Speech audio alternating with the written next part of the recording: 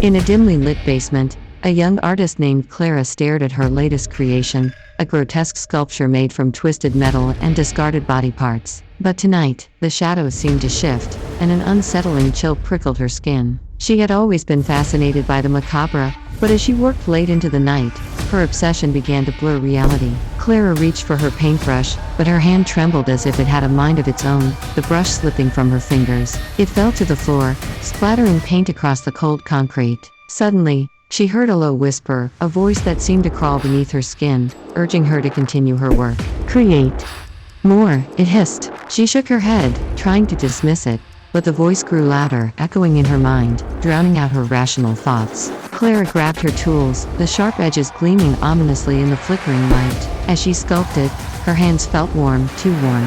She looked down to see her fingers morphing, skin stretching and twisting like the metal she was shaping. Panic surged through her, but the voice was relentless, more insistent. "You must create." In horror, she realized she was transforming into one of her creations, her body becoming a canvas of grotesque art. Each cut, each scrape, fueled the voice, pushed her deeper into madness. The walls of the basement seemed to close in, and she felt the weight of her own body suffocating her, the flesh pulling taut against her bones. Desperate to escape, Clara stumbled back, but the voice trapped her in a cycle of creation and destruction.